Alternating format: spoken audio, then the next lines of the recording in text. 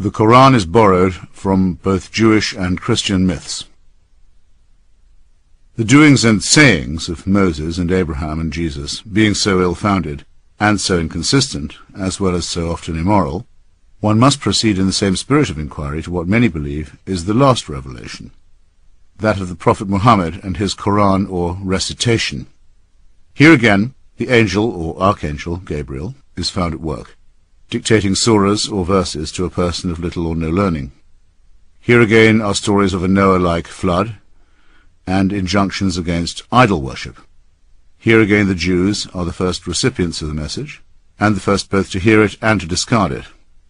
And here again there is a vast commentary of doubtful anecdote about the actual doings and sayings of the Prophet, this time known as the Hadith. Islam is at once the most and the least interesting of the world's monotheisms. It builds upon its primitive Jewish and Christian predecessors, selecting a chunk here and a shard there, and thus if these fall, it partly falls also. Its founding narrative likewise takes place within an astonishingly small compass, and relates facts about extremely tedious local quarrels. None of the original documents, such as they are, can be contrasted with any Hebrew or Greek or Latin texts. Almost all of the tradition is oral, and all of it is in Arabic. Indeed, many authorities agree that the Quran is only intelligible in that tongue, which is itself subject to innumerable idiomatic and regional inflections. This would leave us on the face of it with the absurd and potentially dangerous conclusion that God was a monoglot.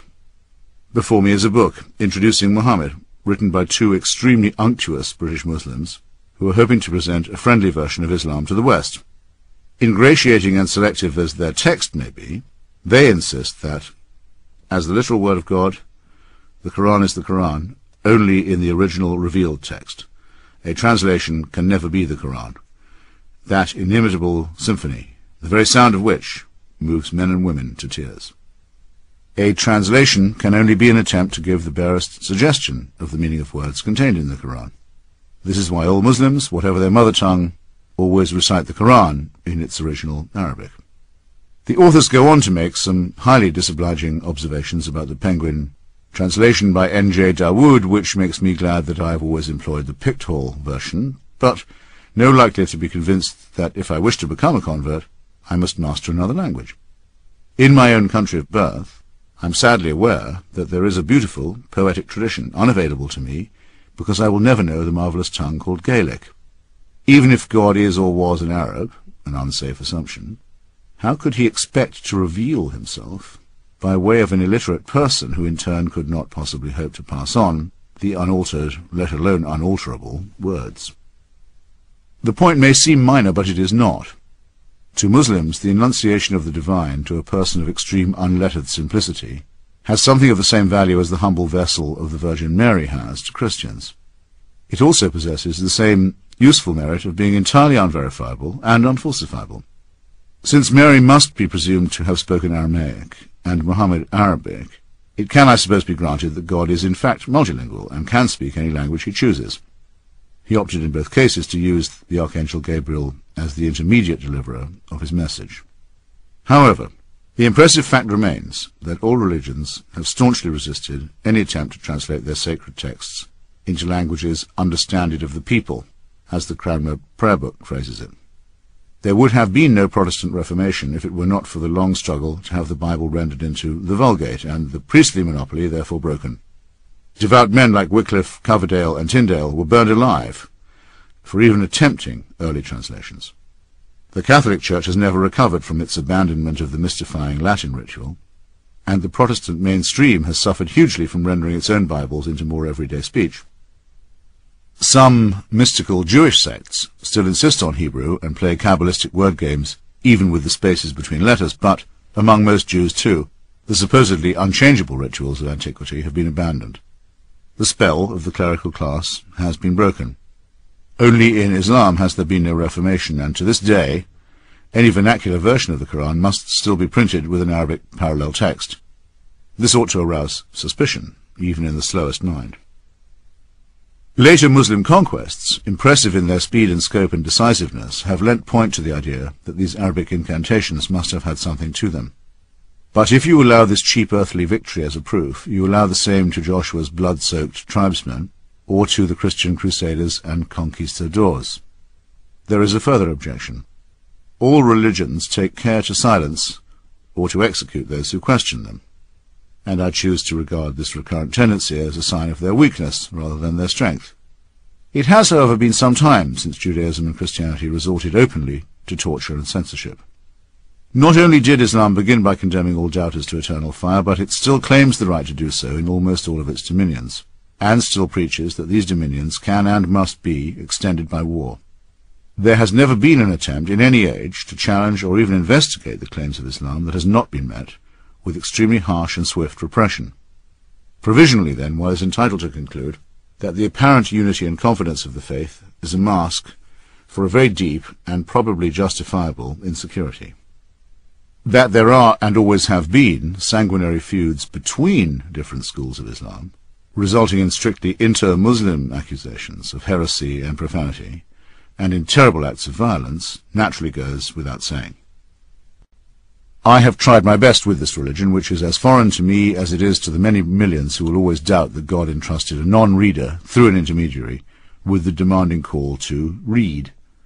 As I said, I long ago acquired a copy of the Marmaduke Pictorial translation of the Quran, which has been certified by senior sources in the ulema, or Islamic religious authority, to be the nearest to an approximate rendition into English. I have been to innumerable gatherings, from Friday prayers in Tehran, to mosques in Damascus and Jerusalem and Doha and Istanbul and Washington, D.C., and I can attest that the recitation in Arabic does indeed have the apparent power to create bliss and also rage among those who hear it. I have also attended prayers in Malaysia and Indonesia and Bosnia, where there is resentment among non-Arabic-speaking Muslims at the privilege granted to Arabs and to Arabic, and to Arab movements and regimes, in a religion that purports to be universal. I have in my own home received Sayyid Hossein Khomeini, grandson of the Ayatollah, and a cleric from the holy city of Qum, and carefully handed him my own copy of the Quran. He kissed it, discussed it at length and with reverence, and for my instruction wrote in the back flap the verses which he thought had disproved his grandfather's claim to clerical authority in this world, as well as overthrown his grandfather's claim to take the life of Salman Rushdie. Who am I to adjudicate in such a dispute? However, the idea that the identical text can yield different commandments to different people is quite familiar to me for other reasons. There's no need to overstate the difficulty of understanding Islam's alleged profundities. If one comprehends the fallacies of any revealed religion, one comprehends them all. I have only once, in 25 years of often heated arguments in Washington, D.C., been threatened with actual violence. This was when I was at dinner with some staffers and supporters of the Clinton White House. One of those present, a then well-known Democratic pollster and fundraiser, questioned me about my own most recent trip to the Middle East. He wanted my opinion as to why the Muslims were so all-fired goddamn fundamentalist. I ran through my repertoire of explanations, adding that it was often forgotten that Islam was a relatively young faith and still in the heat of its self-confidence. Not for Muslims the crisis of self-doubt that had overtaken Western Christianity. I added that, for example, while there was little or no evidence for the life of Jesus, the figure of the Prophet Muhammad was by contrast a person in ascertainable history. The man changed colour faster than anyone had ever seen. After shrieking that Jesus Christ had meant more to more people than I could ever imagine, and that I was disgusting beyond words for speaking so casually, he drew back his foot and aimed a kick which only his decency, conceivably his Christianity, prevented him from landing on my shin. He then ordered his wife to join him in leaving. I now feel that I owe him an apology, or at least half of one. Although we do know that a person named Muhammad almost certainly existed within a fairly small bracket of time and space, we have the same problem as we do in all the precedent cases. The accounts that relate his deeds and words were assembled many years later and are hopelessly corrupted into incoherence by self-interest, rumour, and illiteracy. The tale is familiar enough, even if it is new to you. Some Meccans of the 7th century followed an Abrahamic tradition and even believed that their temple, the Kaaba, had been built by Abraham. The temple itself, most of its original furnishings having been destroyed by later fundamentalists, notably the Wahhabis, is said to have become depraved by idolatry. Muhammad, the son of Abdullah, became one of those Hunafa, who turned away to seek solace elsewhere. Retiring to a desert cave on Mount Hira for the month of heat, or Ramadan, he was asleep or in a trance, I'm quoting Pictorial's commentary, when he heard a voice commanding him to read. He replied twice that he was unable to read, and was thrice commanded to do so. Eventually asking what he should read, he was further commanded in the name of a Lord who created man from a clot of blood. After the angel Gabriel, who so identified himself, had told Muhammad that he was to be Allah's messenger, and had departed, Muhammad confided in his wife, Khadijah. On their return to Mecca, she took him to meet her cousin, an elderly man named Waraka ibn Nufal, who knew the scriptures of the Jews and Christians. This whiskered veteran declared that the divine envoy who once visited Moses had come again to Mount Hira. From then on, Muhammad adopted the modest title of Slave of Allah, the latter word being simply the Arabic for God. The only people who at first took the smallest interest in Muhammad's claim were the greedy guardians of the temple at Mecca, who saw it as a threat to their pilgrimage business, and the studious Jews of Yathrib, a town 200 miles distant, who had been for some time proclaiming the advent of the Messiah. The first group became more threatening, and the second more friendly, as a result of which Muhammad made the journey, or Hijrah, to Yathrib, which is now known as Medina. The date of the flight counts as the inauguration of the Muslim era. But as with the arrival of the Nazarene in Jewish Palestine, which began with so many cheerful heavenly auguries, this was all to end very badly, with the realization on the part of the Arabian Jews that they were faced with yet another disappointment, if not indeed another impostor. According to Karen Armstrong, one of the most sympathetic, not to say apologetic, analysts of Islam, the Arabs of the time had a wounded feeling that they had been left out of history. God had appeared to Christians and Jews, but he had sent the Arabs no prophet and no scripture in their own language. Thus, though she does not put it this way, the time for someone to have a local revelation was long overdue, and once having had it, Muhammad was not inclined to let it be criticized as second-hand by adherents of older faiths. The record of his 7th century career, like the books of the Old Testament, swiftly becomes an account of vicious quarrels between a few hundred or sometimes a few thousand unlearned villagers and townspeople, in which the finger of God was supposed to settle and determine the outcome of parochial disputes. As with the primeval bloodlettings of the Sinai and Canaan, which are likewise unattested by any independent evidence, millions of people have been held hostage ever since by the supposedly providential character of these ugly squabbles. There is some question as to whether Islam is a separate religion at all. It initially fulfilled a need among Arabs for a distinctive or special creed, and is forever identified with their language and their impressive later conquests, which, while not as striking as those of the young Alexander of Macedonia, certainly conveyed an idea of being backed by a divine will, until they petered out at the fringes of the Balkans and the Mediterranean. But Islam, when examined, is not much more than a rather obvious and ill-arranged set of plagiarisms, helping itself from earlier books and traditions as occasion appeared to require. Thus, far from being born in the clear light of history, as Ernest Renan so generously phrased it, Islam in its origins is just as shady and approximate as those from which it took its borrowings. It makes immense claims for itself, invokes prostrate submission or surrender as a maxim to its adherents, and demands deference and respect from non-believers into the bargain. There is nothing, absolutely nothing, in its teachings that can even begin to justify such arrogance and presumption. The Prophet died in the year 632 of our own approximate calendar.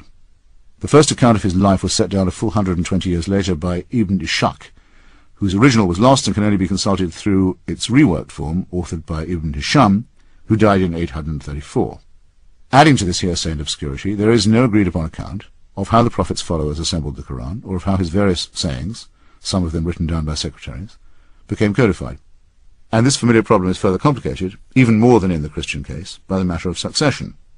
Unlike Jesus, who apparently undertook to return to earth very soon, and who, Pache, the absurd Dan Brown, left no known descendants, Muhammad was a general and a politician, and though, unlike Alexander of Macedonia, a prolific father, left no instruction as to who was to take up his mantle. Quarrels over the leadership began almost as soon as he died, and so Islam had its first major schism between the Sunni and the Shia before it had even established itself as a system. We need take no side in the schism, except to point out that one at least of the schools of interpretation must be quite mistaken. And the initial identification of Islam with an earthly caliphate made up of disputatious contenders for the said mantle marked it from the very beginning as man-made. It is said by some Muslim authorities that during the first caliphate of Abu Bakr, immediately after Muhammad's death, concern arose that his orally transmitted words might be forgotten. So many Muslim soldiers had been killed in battle that the number who had the Quran safely lodged in their memories had become alarmingly small. It was therefore decided to assemble every living witness, together with pieces of paper, stones, palm leaves, shoulder blades, ribs and bits of leather on which sayings had been scribbled, and give them to Zayd ibn Thabit, one of the Prophet's former secretaries, for an authoritative collation. Once this had been done, the believers had something like an authorized version.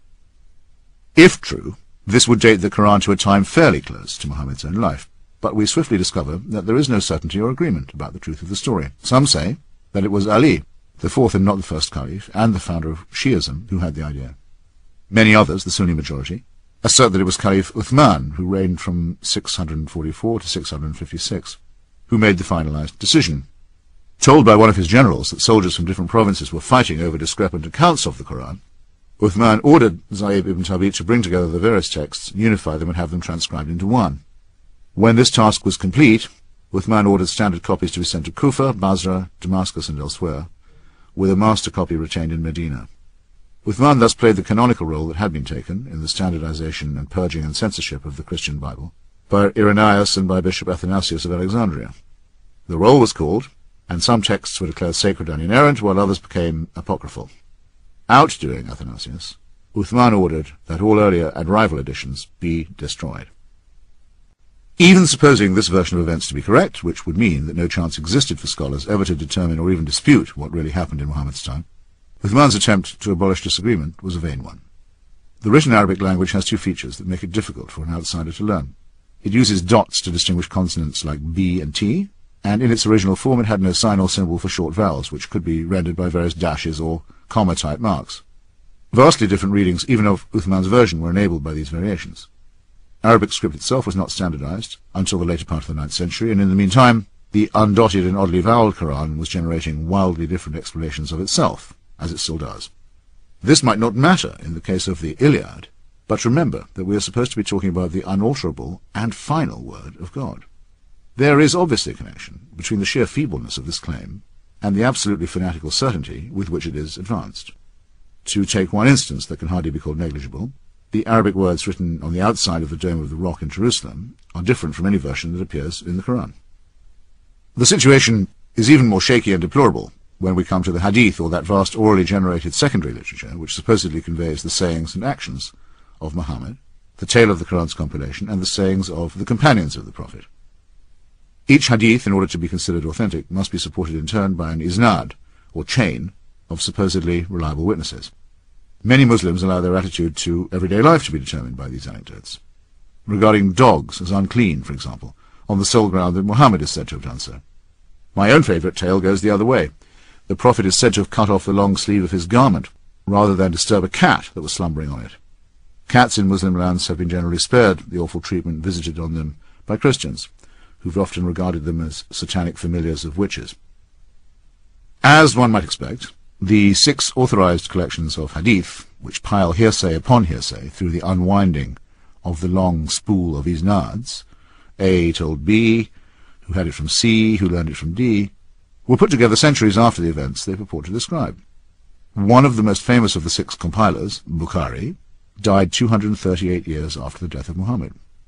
Bukhari is deemed unusually reliable and honest by Muslims, and seems to have deserved his reputation, in that of the 300,000 attestations he accumulated in a lifetime devoted to the project, he ruled that 200,000 of them were entirely valueless and unsupported.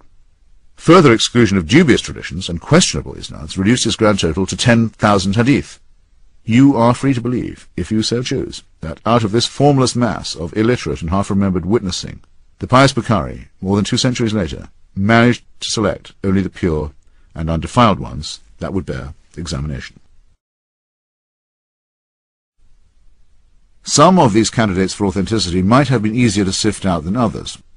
The Hungarian scholar Ignác Goldziher, to quote a recent study by Reza Arslan, was among the first to show that many of the hadith were no more than verses from the Torah and the Gospels, bits of rabbinic sayings, ancient Persian maxims, passages of Greek philosophy, Indian proverbs, and even an almost word-for-word reproduction of the Lord's Prayer.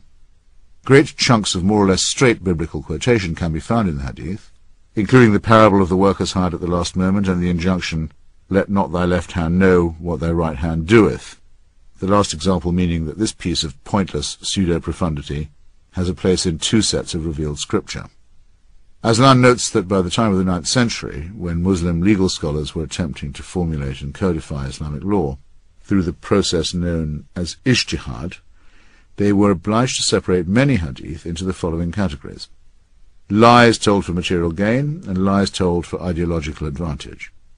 Quite rightly, Islam effectively disowns the idea that it is a new faith, let alone a cancellation of the earlier ones, and it uses the prophecies of the Old Testament and the Gospels of the New like a perpetual crutch or fund to be leaned on or drawn upon.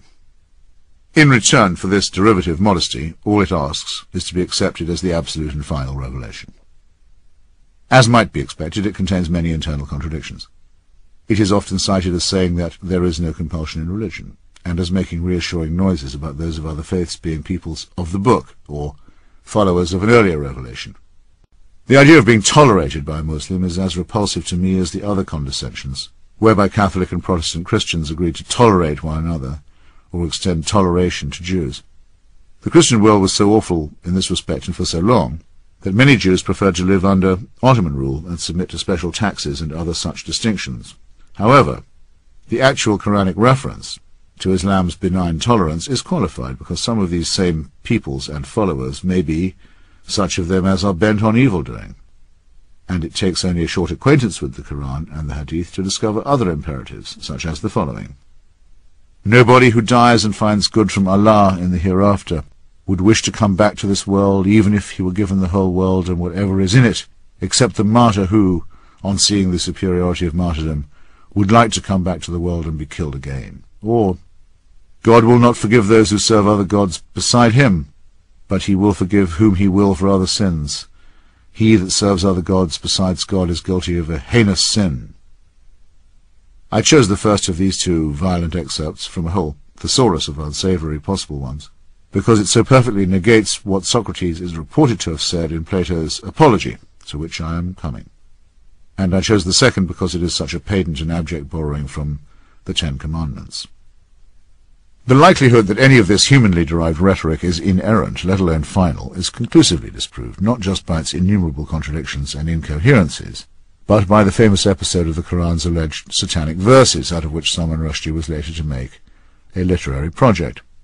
On this much-discussed occasion, Muhammad was seeking to conciliate some leading Meccan polytheists, and in due course experienced a revelation that allowed them, after all, to continue worshipping some of the older local deities. It struck him later that this could not be right, and that he must have inadvertently been channeled by the devil, who for some reason had briefly chosen to relax his habit of combating monotheists on their own ground. Muhammad believed devoutly not just in the devil himself, but in minor desert devils or jinns as well. It was noticed even by some of his wives that the Prophet was capable of having a revelation that happened to suit his short-term needs, and he was sometimes teased about it. We are further told, on no authority that need be believed, that when he experienced revelation in public, he would sometimes be gripped by pain and experience loud ringing in his ears. Beads of sweat would burst out on him even on the chilliest of days. Some heartless Christian critics have suggested that he was an epileptic, though they fail to notice the same symptoms in the seizure experienced by Paul on the road to Damascus. But there is no need for us to speculate in this way. It is enough to rephrase David Hume's unavoidable question. Which is more likely? That a man should be used as a transmitter by God to deliver some already existing revelations, or that he should utter some already existing revelations and believe himself to be, or claim to be, ordered by God to do so. As for the pains and the noises in the head or the sweat, one can only regret the seeming fact that direct communication with God is not an experience of calm, beauty, and lucidity.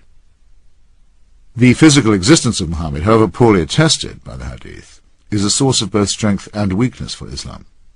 It appears to put it squarely in the world, and provides us with plausible physical descriptions of the man himself, but it also makes the whole story earthy, material, and gross. We may flinch a little at this mammal's betrothal to a 9-year-old girl, and at the keen interest he took in the pleasures of the dining table, and the division of the spoils after his many battles and numerous massacres. Above all, and here is a trap that Christianity has mostly avoided, by awarding its prophet a human body but a non-human nature, he was blessed with numerous descendants, and thus placed his religious posterity in a position where it was hostage to his physical one. Nothing is more human and fallible than the dynastic or hereditary principle, and Islam has been racked from its birth by squabbles between princelings and pretenders, all claiming the relevant drop of original blood. If the total of those claiming descent from the founder was added up, it would probably exceed the number of holy nails and splinters that went to make up the 1,000-foot cross on which, judging by the number of splinter-shaped relics, Jesus was evidently martyred. As with the lineage of the Isnads, a direct kinship line with the Prophet can be established if one happens to know and be able to pay the right local imam. In the same way, Muslims still make a certain obeisance to those same satanic verses, and tread the pagan polytheistic path that was laid out long before their prophet was born. Every year at the Hajj, or annual pilgrimage, one can see them circling the cuboid Kaaba shrine in the centre of Mecca, taking care to do so 7 times, following the direction of the sun around the earth, as Karen Armstrong weirdly and no doubt multiculturally puts it, before kissing the black stone set in the Kaaba's wall. This probable meteorite, which no doubt impressed the yokels when it first fell to earth, the gods must be crazy, no, make that God must be crazy, is a stop on the way to other ancient pre-Islamic propitiations, during which pebbles must be hurled defiantly at a rock that represents the evil one. Animal sacrifices complete the picture. Like many but not all of Islam's principal sites, Mecca is closed to unbelievers, which somewhat contradicts its claim to universality. It is often said that Islam differs from other monotheisms in not having had a reformation. This is both correct and incorrect. There are versions of Islam, most notably the Sufi, much detested by the devout, which are principally spiritual rather than literal, and which have taken on some accretions from other faiths. And since Islam has avoided the mistake of having an absolute papacy, capable of uttering binding edicts, hence the proliferation of conflicting fatwas from conflicting authorities, its adherents cannot be told to cease believing what they once held as dogma.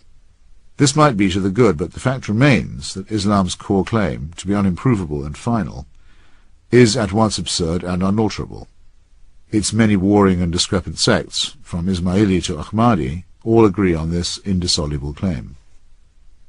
Reformation has meant, for Jews and Christians, a minimal willingness to reconsider Holy Writ as if it were, as Salman Rushdie so daringly proposed in his turn, something that can be subjected to literary and textual scrutiny. The number of possible Bibles is now admitted to be immense, and we know, for example, that the portentous Christian term Jehovah is a mistranslation of the unuttered spaces between the letters of the Hebrew Yahweh. Yet no comparable project has ever been undertaken in Quranic scholarship. No serious attempt has been made to catalogue the discrepancies between its various editions and manuscripts, and even the most tentative efforts to do so have been met with almost inquisitional rage. A critical case in point is the work of Christoph Luxemburg, the Syriac-Aramaic version of the Quran, published in Berlin in the year 2000. Luxemburg coolly proposes that far from being a monoglot screed, the Quran is far better understood once it is conceded that many of its words are Syriac-Aramaic rather than Arabic. His most celebrated example concerns the rewards of a martyr in paradise. When retranslated and redacted, the heavenly offering consists of sweet white raisins rather than virgins. This is the same language in the same region from which much of Judaism and Christianity emerged. There can be no doubt that unfettered research would result in the dispelling of much obscurantism. But at the very point when Islam ought to be joining its predecessors in subjecting itself to rereadings, there is a soft consensus among almost all the religious that because of the supposed duty of respect that we owe the faithful, this is the very time to allow Islam to assert its claims at their own face value. Once again, faith is helping to choke free inquiry, and the emancipating consequences that it might bring.